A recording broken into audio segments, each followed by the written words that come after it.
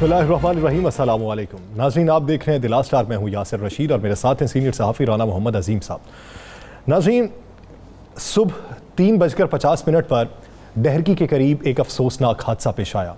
Sir Syed express और मिल्लत express आपस में टकराई, जिसके नतीजे में अब तक की इत्तलात के मुताबिक 50 के करीब अफराद जाँ बहक हो चुके हैं, जबकि 100 से ज़ायद ज़ख्मी हैं। अभी भी इमदादी कार्रवाइयाँ जारी हैं। आर्मी की टीम्स भी इमदादी कार्रवाइयों में हिस्सा ले रही हैं, लेकिन इत्तलात ये हैं कि सुबह तक ये बहाली का काम जारी रहेगा। ट्रैक भी अभी तक बहाल नहीं हुआ, अभी तक सारे ज़ख्मी भी रेस्क्यू नहीं किए गए और ट्रैक से अभी भी मलबा हटाने का काम जारी है। इस वक्त हैवी मशीनरी वहाँ पर चल रही है। बात यह है कि ये हादसा किसकी गफलत से पेश आया। रेलवे के अंदर कुछ डिपार्टमेंट्स होते हैं।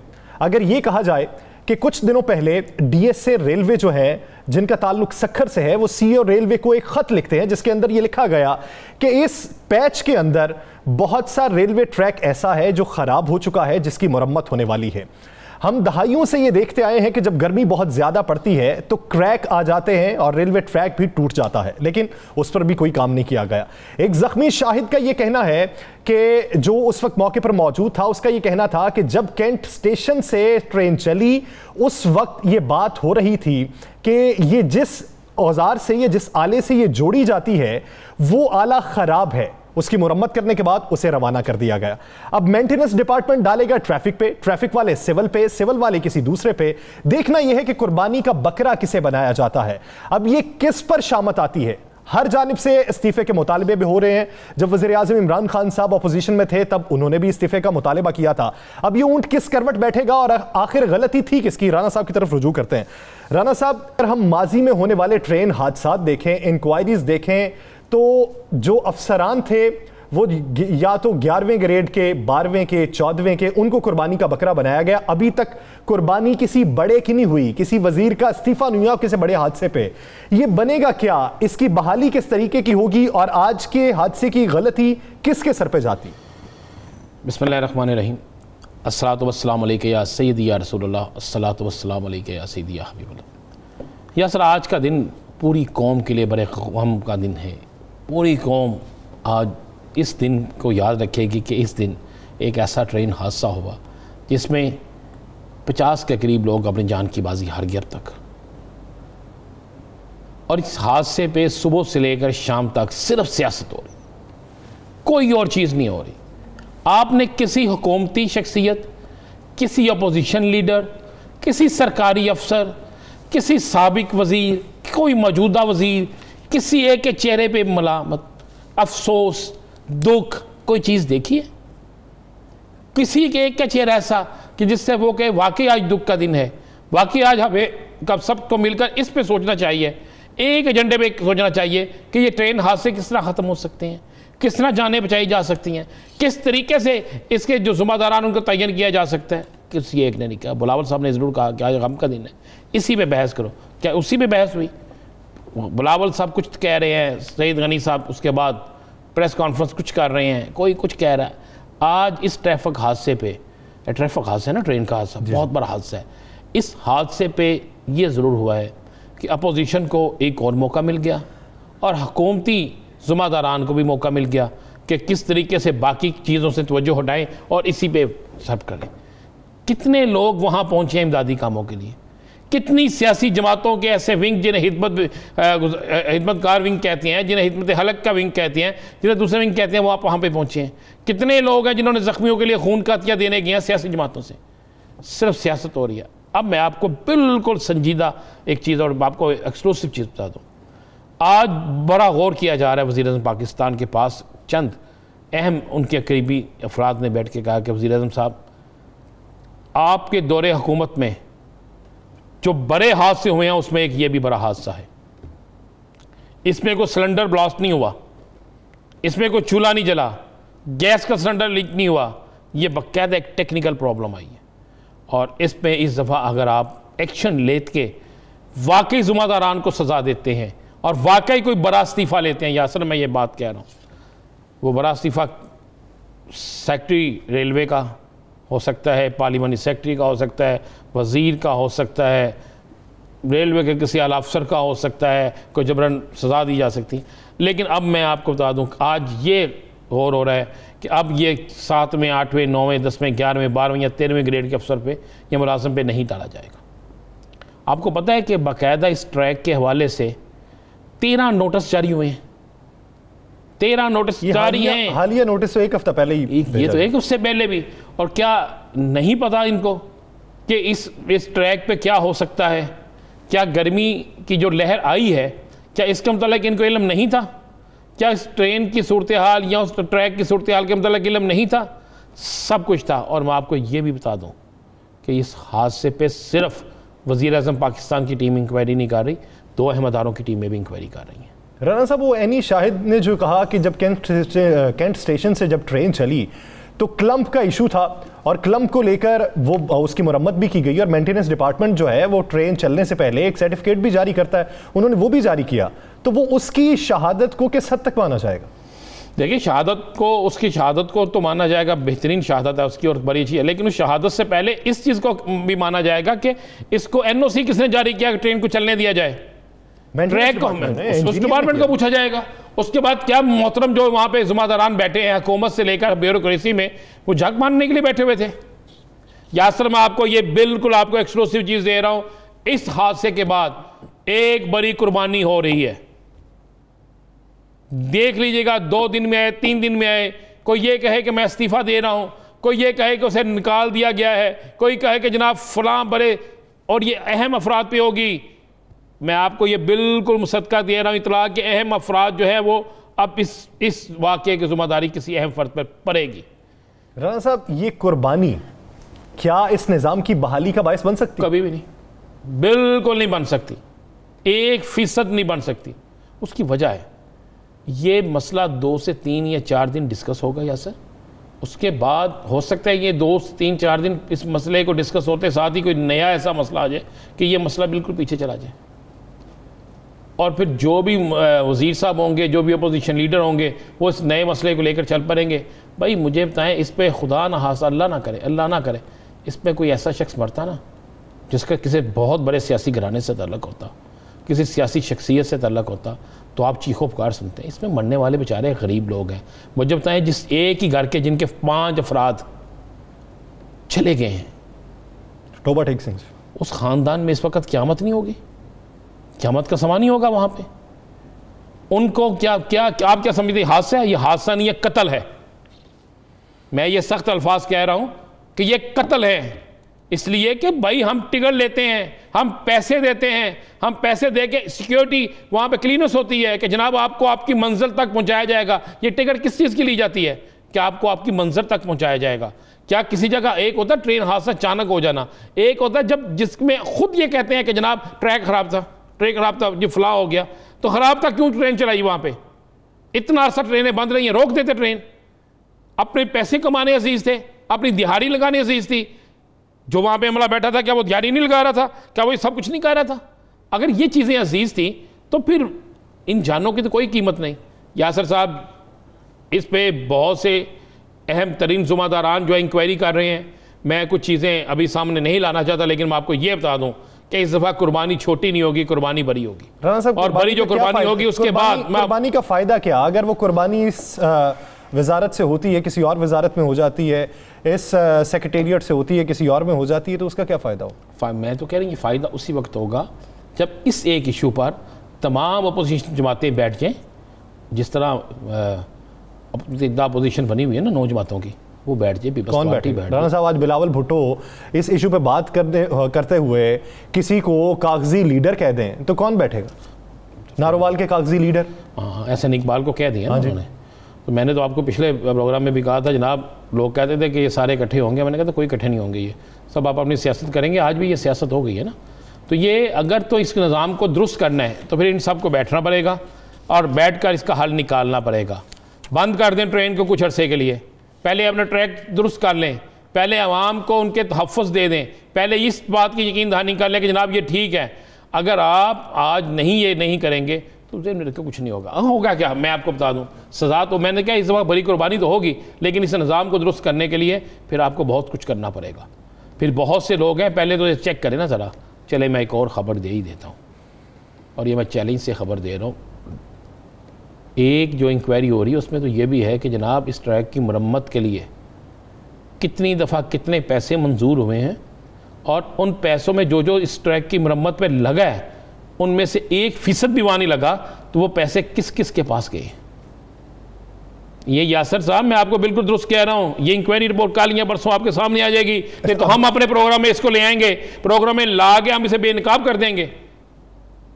यानी ट्रैक की मरम्मत के लिए फंड्स जारी हुए, लेकिन कितनी दफा जारी हुए, मैं कह रहा हूं 1 से ज्यादा दफा जारी हुए, वो जारी होकर कहां लगे, कितनी दफा उस पर लगे, पैसे किसके पास गए, ये सारी चीजें हैं। जब आप अफसरों को इस काम पे लगा दें कि जनाब रेलवे की जगह को किस तरह किसी कब्जा माफिया के हवाले करना है, जब अफसरान इस चीज़ पे लग जाए कि किस तरह रेलवे का लोहा बेचना है, किस तरह रेलवे की क्या क्या चीज़ें बेचनी है, किस तरह इस रेलवे को, आपको पता है ना आजकल किसी बंदे को आप सरकार किसी बंदे को किसी ऐसी मुलाजमत पे लगा दें कि जिस पे मौजे ही मौजे हों, तो पंजाबी में क्या कहते हैं, ये रेलवे लग गया है, याद है ना, यही बात है ना।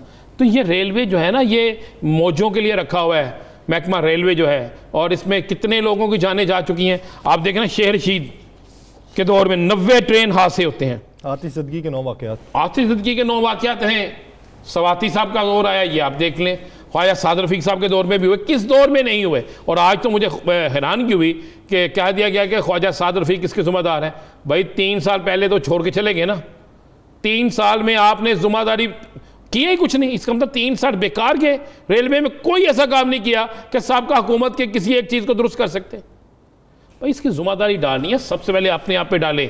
आप लोग हक में वक्त हैं, हक में वक्त की जिम्मेदारी है, अपोजिशन की जिम्मेदारी है, मसबी जमातों की जिम्मेदारी है, जो हर चीज़ पे सियासत तो करते हैं, इस पे नहीं करते। लेकिन तो सबकी बनती है, लेकिन उस जिम्मेदारी पर पूरा कौन उतरेगा? क्या अपने गिरेबान में कोई झांकने की सलाहियत रखता है या इतनी जरूरत रखता है? जिस दिन ये जरूरत पैदा हो गई वो जाम भी बेहतर हो जाएगा। नाज़रीन, दीगर इश्यूज़ पर बात करेंगे एक शॉर्ट ब्रेक के बाद। Stay with us.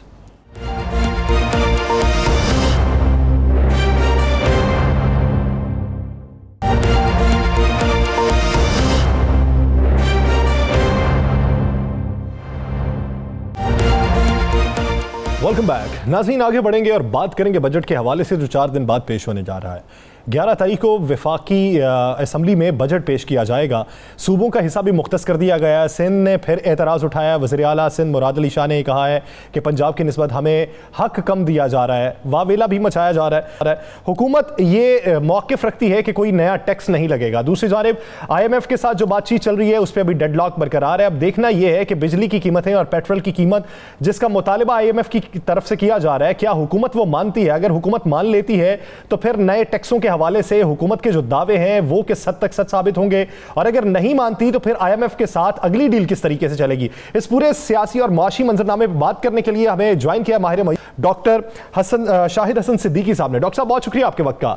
डॉक्टर साहब, अब आपके इल्म में है कि अगर गुज़श्ता 2 हफ्तों की कारकर्दगी देखी जाए, जिस तरह के हमें बयानात सुनने को मिले, जिस तरह की खबरें सुनने को मिली, वो स्टॉक एक्सचेंज से मुतल्लिक हों, वो ज़र मुबादला से मुतल्लिक हों, वो महसूलात गेन करने से मुतल्लिक हों, तो तमाम की तमाम बम्पर क्रॉप्स हो जाए। जो सूरत हाल है, जो कारकर्दगी है, वो मुस्बत समत में गामजन है। एक ऐसा वक्त कि जहां पे हमारे वजीर खजाना ये कहते हैं कि बजट तो आ रहा है लेकिन अगले साल हमें मेंटेन रखने के लिए 10% कर्ज मजीद लेना होगा। ऐसी सूरत हाल में आप क्या समझते हैं कि हम कहां पर खड़े हैं और आगे मुश्किलात क्या आएंगी और सहूलियात क्या मिलेंगी? बहुत शुक्रिया। आपने बड़े अहम भी नुकात भी उठाए हैं, बहुत से अहम सवालात भी उठाए हैं। पहले तो ये जो बयानात आ रहे हैं इनको आप सियासी बयान समझा करें, उनको ज़्यादा अहमियत मेरे ख्याल से देनी नहीं चाहिए, क्योंकि वो सियासत खेल रहे हैं, अपने अपने ही मुल्क के साथ खेल रहे हैं। ये बात देखिए कि अगर आप ये कहते हैं कि हमारे तमाम अशारिये मुस्बत हैं, तो स्टेट बैंक की रिपोर्ट निकाल लीजिए। वो ये कहते हैं कि 18 में, जो माली साल 18 था, पिछली हुकूमत का आखिरी साल था, उसमें $5 अरब की बैरूनी सरमायाकारी आई थी 1 साल में।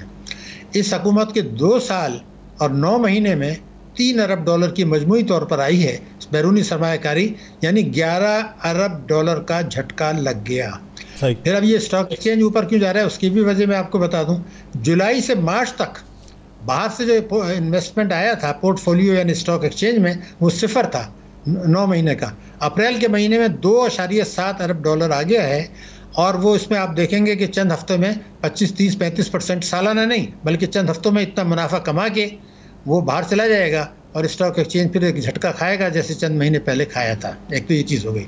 दूसरा ये था कि जब सब आशारिय मुस्बित की आप बात करते हैं तो मिनिस्ट्री ऑफ फाइनेंस का आप देख लें कि वो ये कहते थे कि जनवरी इस साल हमारा जो अफराद ज़र था वो 5.7% था जनवरी 2021 में। इस वक्त हमें हुकूमत ने खुद कहा है कि ये 10.9 है, यानी महंगाई तो दुगनी हो गई। तो आवाम तो इससे कुचले जा रहे हैं, 22 करोड़ आवाम, तो ये उनके ऊपर एक जालिमाना टैक्स है, ये तो आपका दुगना हो गया। तीसरी बात ये थी कि हमारी बरामदात नहीं बढ़ रही।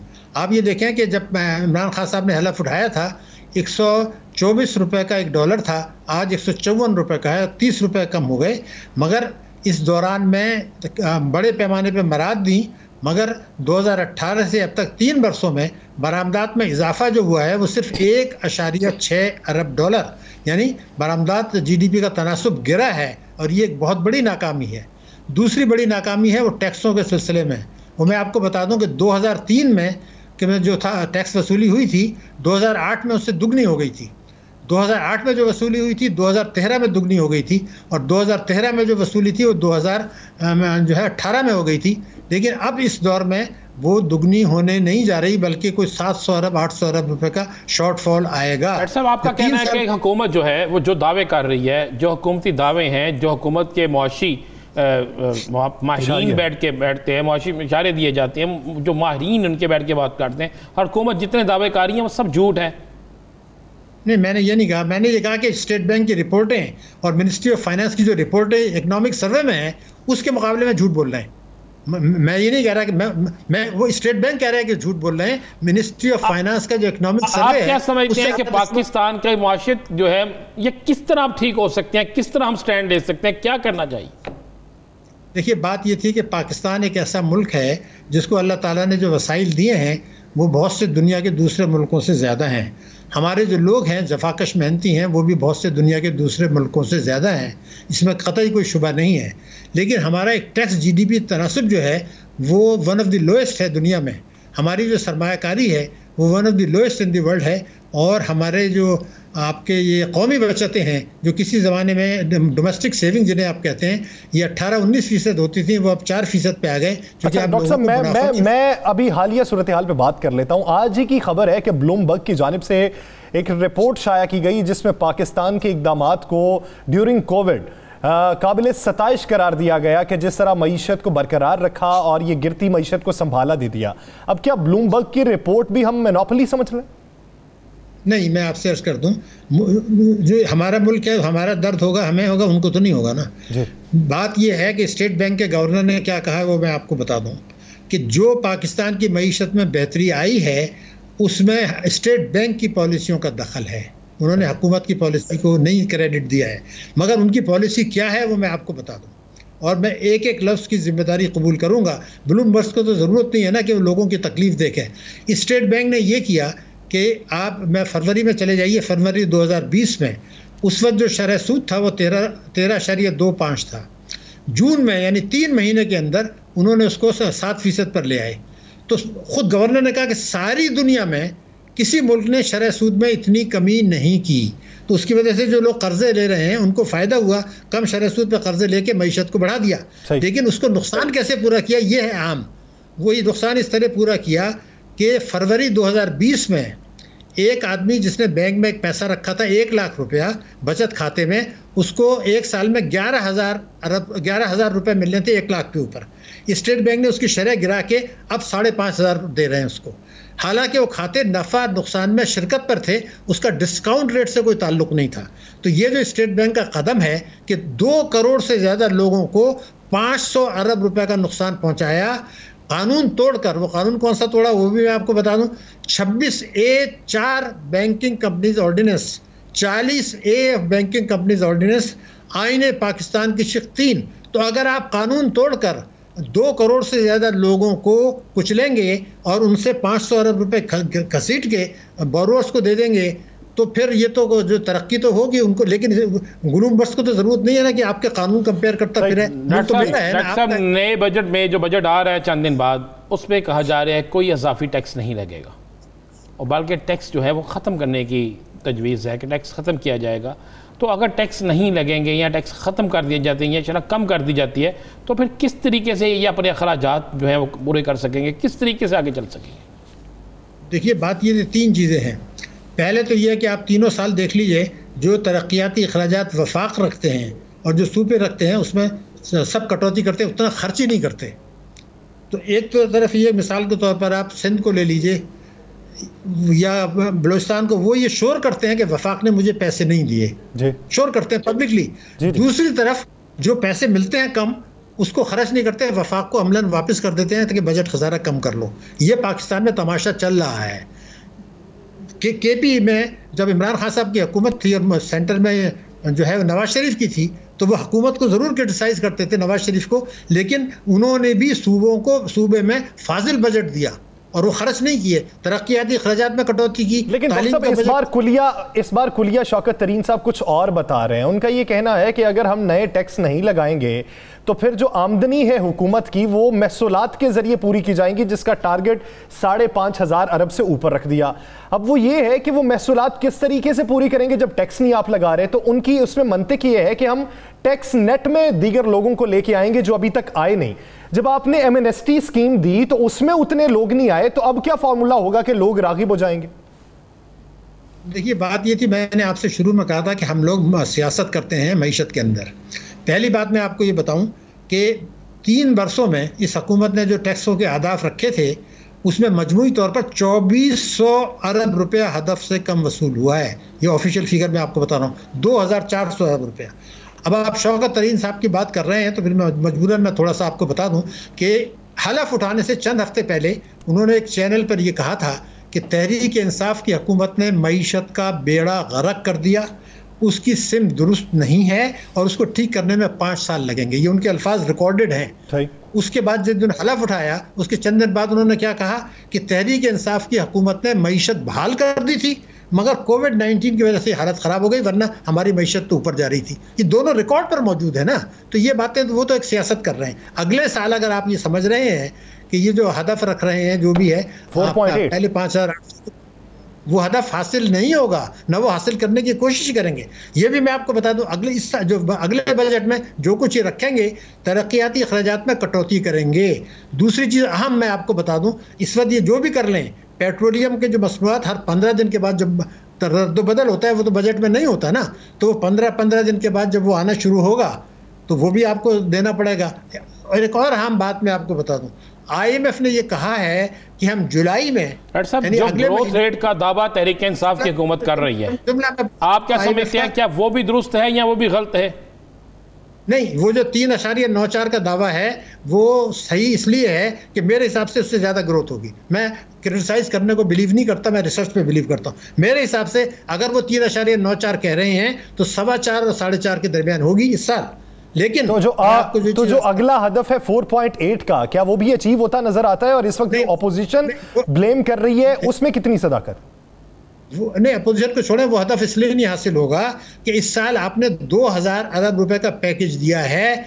वो आपने इसलिए दिया कि कोविड-19 की वजह से आपको 1.4 अरब डॉलर जो थे IMF ने एक्स्ट्रा दिए हैं। G20 ने आपसे ये कहा है कि आप अपने कर्जे वापस मत करें, मोहलत मिल गई, तो आपने 2000 अरब रुपए दिए हैं इस साल। तो वो स्टेट बैंक, वो अगले साल तो आप नहीं दे पाएंगे ना। तो जब मैं कहता हूँ कि 3.94 नहीं बल्कि 4.25 और 4.5 होगा, ये कह रहा हूँ मैं। लेकिन अगले साल 4.8 होना इसलिए मुश्किल है कि वो तो आपने इस्लाहात करके ये नहीं किया 4-4.25 अरब। आपने, मैंने जैसे आपसे कहा, 500 अरब रुपए आपने 2 करोड़ से ज़्यादा लोगों के खींचे। देखिए, आपके ऊपर एक बड़ी अहम जिम्मेदारी है। कौमी बचत स्कीमें हैं, उसमें बेवाएँ, यतीम वगैरह भी पैसे लगाते हैं, पेंशनर्स भी लगाते हैं। उसकी शरह मुनाफा में इस हुकूमत ने ज़बरदस्त कमी की है पिछले चंद महीने में। वो तो जुल्म किया है ना ये। लेकिन ये अगले साल कैसे होगा? तेल की कीमतें अगले साल बढ़ने वाली हैं, शरह सूद अगले साल बढ़ने वाला है, रुपए की कदर अगले साल गिरने वाली है।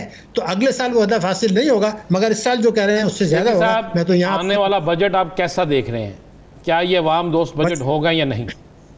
बजट जिस वक्त आएगा तो वो इसमें यही कहेंगे कि हमने आवाम को रिलीफ दिया है, ये आवाम दोस्त बजट है, ये बिजनेस फ्रेंडली बजट है, लेकिन इसके अंदर बहुत से गोशे होते हैं जो ये छुपा लेते हैं, फाइनेंस बिल में आते हैं, तकरीर में नहीं आते, तो दूसरे हाथ से उससे ज़्यादा निकालते हैं जो उन्होंने रिलीफ दिया है। मसलन ये कि मुमकिन है कि तनख्वाहों में डेफिनेटली इजाफा होगा, सूबे भी करेंगे, हुकूमत भी करेगी, लेकिन उसी आदमी से दूसरे हाथ से, उसकी दूसरी जेब से उससे कहीं ज़्यादा रकूम निकाली जाएगी। जैसे मैंने आपसे कहा कि पेट्रोलियम मसनूआत, एक और जुमला आपको मैं बता दूं, IMF ने ये कहा है कि हम जुलाई में आपके साथ आके रिव्यू करेंगे कि आपने क्या किया है, और जुलाई में वो जो शराइत आयद करेंगे कि जी आपने तो वायदा तोड़ा है हमारे साथ, तो वो फिर एक और मसला खड़ा होने वाला है, ये मुश्किलात हैं वो बढ़ेंगी। हाँ, अगर इमरान खान साहब जुलाई में मुश्किलात बढ़ती हुई दिखाई देती हैं, और इस वक्त एक तरफ सियासी दावे और नारे हैं और दूसरी तरफ मुआशी हकाइक हैं। हम उम्मीद करते हैं कि जो भी फैसले वो सही लोगों की जानिब से किए जाएं और अवाम की फलाह बहबूद के लिए किए जाएं। बहुत शुक्रिया डॉक्टर शाहिद हसन सिद्दीकी साहब इस हवाले से अपना वक्त देने के लिए। नाज़रीन, दीगर इश्यूज़ पर बात करेंगे एक शॉर्ट ब्रेक के बाद। स्टे विद अस।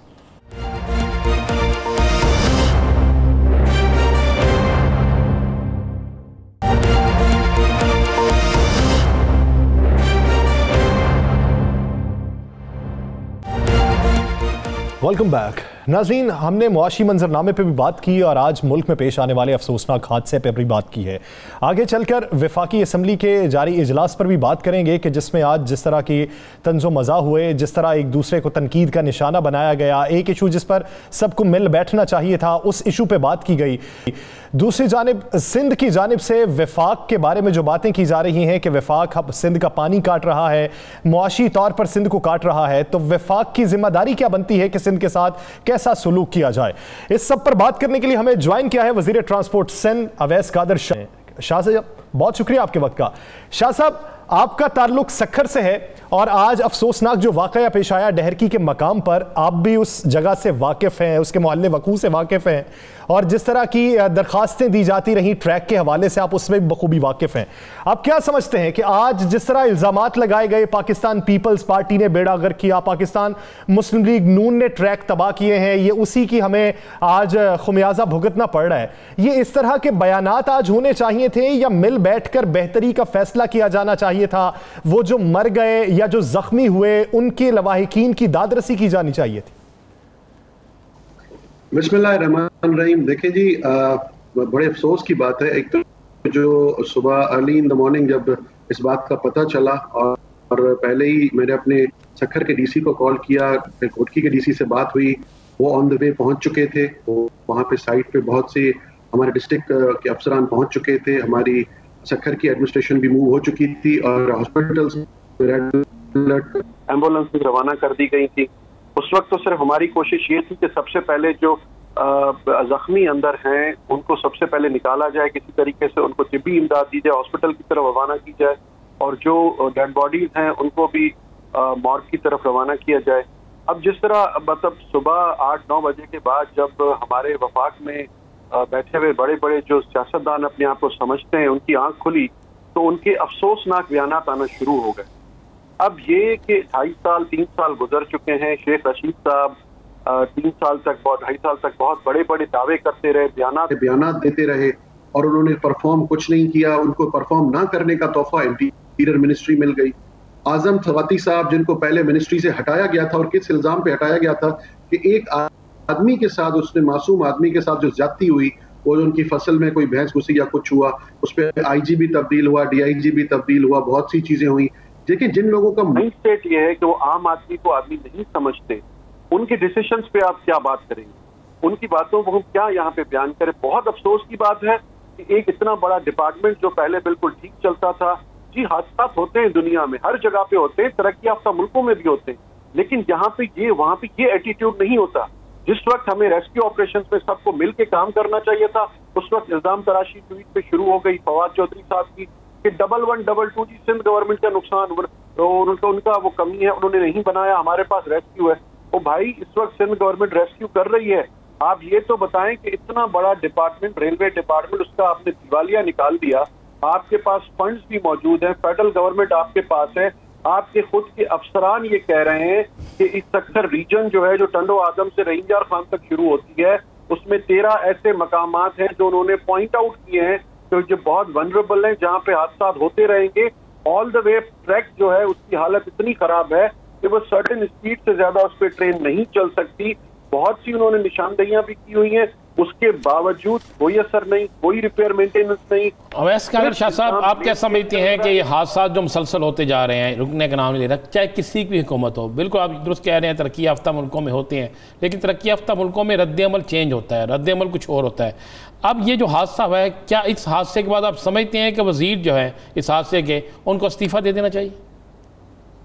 देखें जी, होता यह है कि वो जब जो जिन बाज़मीर वजीर होते हैं ना, जिनका ज़मीर जिंदा होता है और जो असली सियासतदान होते हैं, वो सबसे पहले ये करते हैं कि रिजाइन देके, ताकि वो इसकी होने वाली इन्वेस्टिगेशन पे असरअंदाज ना हो सके। जो अपने आप को अवामी समझते हैं, जो समझते हैं कि उनका कोई कसूर नहीं है और वो अवाम की भलाई के लिए काम कर रहे हैं, उन्होंने जो ओथ उठाया है वजारत का उसकी पासदारी कर रहे हैं, तो सबसे पहले रिजाइन देके ये कहते हैं कि इसकी इम्पार्शियल इलेक्ट बिल्कुल फ्री एंड फेयर इसकी इन्वेस्टिगेशन होनी चाहिए, उसके बाद दूसरी चीजों को देखा जाएगा। यहाँ पे क्या होगा, अब जब ये शुरू होगा, एक कमेटी बना दी गई है, ऑलरेडी आपने सुन लिया होगा, वजीर आजम साहब की तरफ से एक कमेटी बना दी गई है और लॉलीपॉप दे दिया गया है। 30 दिन के बाद या तो इस कमेटी की रिपोर्ट रफा दफा हो जाएगी या गुफ्तन शुदन बर्खास्तन, काम खत्म, कुछ नहीं होगा। बेचारे 50 से ज्यादा लोग शहीद हो गए, 100 से ज्यादा लोग इस वक्त जख्मी हैं, बहुत सौ की हालत अभी तक नाजुक है। अभी 1 घंटा पहले भी मेरी कमिश्नर शक्कर से बात हो रही थी, मैं उनसे यही पूछ रहा था कि क्या पोजीशन है इस वक्त, मुझे जरा अपडेट दे, कहां कहां पे डेड बॉडीज जा चुकी है। हम इस वक्त भी रेस्क्यू ऑपरेशन को मॉनिटर कर रहे हैं और अफसोस के साथ कहना पड़ रहा है कि फेडरल गवर्नमेंट एक चंद पागल गुजरा सिर्फ इल्जाम तराशियों पे गुजारा कर रहे हैं। आज क्या हुआ, चेयरमैन बिलावल भुट्टो जरदारी साहब ने उठ के एक रिक्वेस्ट की नेशनल असेंबली में कि प्लीज अगर आज का agenda order of the day को साइड पे रख के, इतना बड़ा इंसिडेंट हो गया है उस पर अगर हम डिस्कस करें, उस पर बात आज तो ये भी डिस्कस किया गया, आज तो ये भी डिस्कस किया गया कि हादसा हो गया, सिंध हुकूमत तो सोई हुई, ना वजीर आला मुराद अली शाह वहां पर पहुंचे, ना कोई वजीर पहुंचा, किसी को फिक्र ही नहीं है, ये सब वफाकी हुकूमत देख रही है। देखिए, यही तो वफाकी हुकूमत के बेवकूफों की कारस्तानियां है। इमरान खान साहब को दुश्मनों की जरूरत ही नहीं है, कोई उसको कुछ नहीं करेगा। उनके जो इर्द गिर्द बैठे हुए वो बहुत है उनके लिए। हमारे MNA मोहम्मद बशखान महर साहब फौरन पहुंच गए, सोहेल सियाल साहब एजुकेशन मिनिस्टर वो फौरन पहुंच गए, हमारे MPA साहिबान वहां पे खड़े थे। अच्छा, वो शाम तक वहां पे खड़े रहे, इसके बावजूद अगर ये लोग ये कह रहे हैं कि सिंध गवर्नमेंट को, अच्छा ये बताएं हादसा कितने बजे हुआ और सिंध गवर्नमेंट की जो अमल डिस्ट्रिक्ट एडमिनिस्ट्रेशन है वो कितनी देर में वहां पे पहुंचे, एम्बुलेंसेस कहाँ की गई हैं, कौन से हॉस्पिटल्स में शिफ्ट किया गया है। और मैं आपके प्रोग्राम के तवज्जुह से उन लोगों का भी बहुत बहुत शुक्रगुजार हूँ, घोटकी की आवाम जो पसगिरदाई से निकले, वहां पे पहुंचे, जिन्होंने हेल्प किया यहाँ पे रेस्क्यू ऑपरेशन में। दोपहर को जिनको जब देखा कि दोपहर पे दूसरी स्टेशन पे ट्रेन खड़ी है, तो आपने आज सोशल मीडिया को देखा होगा कि खाना पानी पीने का पानी, बच्चों के लिए दूध भी लेके वहां की शहरी पहुंच गए मदद करने। कोई शक नहीं बहस का, सबके वहां पे शायद सियासतदान बाद में पहुंचे, सियासी लोग बाद में पहुंचे, लेकिन अवाम ने बड़ी घोटकी की अवाम ने, वहाँ के डड़की के अवाम ने बेइंतहा लोगों ने वहाँ पे लोगों के साथ ताबन किया और अब तक कर रहे हैं। आपने अभी एक बात की है कि बाज़ ज़मीर वज़ीर जो होते हैं उनको इस्तीफ़ा दे देना चाहिए, तो ये रवायत जो है ये पहले दिन से लेकर आज तक किसी एक दौर में, चाहे पाकिस्तान में जितनी हुकूमतें गुजरी हैं, किसी एक दौर में कोई बाज़ ज़मीर वज़ीर आपको नज़र आया जो ऐसे हादसात के बाद जिसने इस्तीफ़ा दिया हो? देखिए, बहुत अफसोस के साथ कहना पड़ रहा है, अगर आप कोई 10, 20, 25, 22 साल पहले जफर लगारी साहब मरहूम जब रेलवे मिनिस्टर थे और उनके दौर में एक हादसा हुआ था सांगी में, उन पे सारी उस पर रिपोर्ट भी शाया हुई थी, रिपोर्ट भी पब्लिक हुई थी। वो रिजाइन कर रहे थे, उनको इन्वेस्टिगेशन से साइड कर लिया गया, रिजाइन उनका एक्सेप्ट नहीं हुआ, फिर भी बिल्कुल इम्पार्शियल इन्वेस्टिगेशन हुई, रिपोर्ट पब्लिक की गई थी। शायद वो पहला वाकया था रेलवे की हिस्ट्री का जिसमें रिपोर्ट को विद इन 30 डेज पब्लिक किया गया था, और जिन अफसरान की गफलत थी, जो रिपेयर और मेंटेनेंस वर्क टाइम पे होना था, जो नहीं हो सका, वो सारी वजूहात उस रिपेयर उसमें रिपोर्ट में मौजूद है। पिछले साल, 1.5 साल पहले, कोविड सिनेरियो से पहले, मेरे हल्के में खुद, मैं अपने हल्के में मौजूद था, रात को यही एक रेलवे क्रॉसिंग के करीब ये एक ट्रेन ने बस को कुचल दिया जिसमें 20 से ज्यादा लोग शहीद हो गए थे। मैं खुद आधे घंटे में उस साइट पे जाके पहुंचा था। मैंने रात हम तो ये बात ही नहीं कर रहे, हमें पता है आप पहुंचे, आप मेहनत कर रहे हैं। मैं तो एक मिसाल लेना चाहता हूं कि क्यों नहीं सियासी जमातें अब आज मिलकर ये मिसाल बनाती कि किसी दौर में भी जिसकी वजीर के दौरे में ये बार बार ऐसा हो तो उस पर एक्शन होना चाहिए। देखिए, कुछ नहीं करते। अब कोई बयान आएगा, जिस तरह मैंने कहा कि एज यूजुअल वजीर आजम साहब एक बयान दे देंगे कि कमेटी बनाई गई है, मैंने नोटिस ले लिया है, और जिस चीज का वजीर आजम नोटिस लेते हैं वो चीज तो मार्केट से ही गुम हो जाती है। ये तो रवायत रही है 3 साल से। तो अब ये कमेटी का क्या होगा, रिपोर्ट का क्या होगा? यही होगा कि 30 दिन चलेंगे, बेचारे हमारे गरीब लोग, हमारी कौम भूल जाएगी इस चीज को, फिर अगले हादसे का ये इंतजार करेंगे। रेलवे वाले लोग खुद, उनके अफसरान कह रहे हैं उनके डीएस के बारे में, खुद उनके जीएम्स कह रहे हैं इस ट्रैक के बारे में, उनकी राइटिंग में रिपोर्ट्स पड़ी हुई हैं। जब इन राइटिंग आपके पास डॉक्यूमेंट्री एविडेंस मौजूद है और उसके बाद भी अगर एक्शन नहीं लिया जाता तो दैट मीन समझ जाएं कि उसके पीछे क्या है। एक आखिरी सवाल शाह साहब, एक आखिरी सवाल, आप क्या समझते हैं कि रेलवे निजाम की बहाली किस तरीके से हो सकती है? देखें, अगर सीरियसनेस हो, विजन हो, पॉलिसी बनाई गई हो और कुछ डिलीवर करने की चाह हो दिल में, और ये एक उनकी डायरेक्शन सही हो, तो सारी चीजें ठीक की जा सकती है। जो अफसोस के साथ कह रहा हूं कि इनमें से कोई भी चीज इस वक्त फेडरल गवर्नमेंट के जोकरों में मुझे नजर नहीं आती। यानी ये अनासिर हों तो मामलात बेहतर हो सकते हैं, निजाम की बहाली हो सकती है। तो सोचने की बात यह है कि अब तक ये अनासिर पैदा क्यों ना हो सके, अब तक इनमें रुकावट कौन रहा, ये अवाम को सोचना होगा, हमारे सियासतदानों को सोचना होगा। बहुत शुक्रिया अवैस कादर शाह साहब इस हवाले से अपना वक्त देने के लिए। नाज़रीन, देख रहे बात करेंगे एक शॉर्ट ब्रेक के बाद। Stay with us.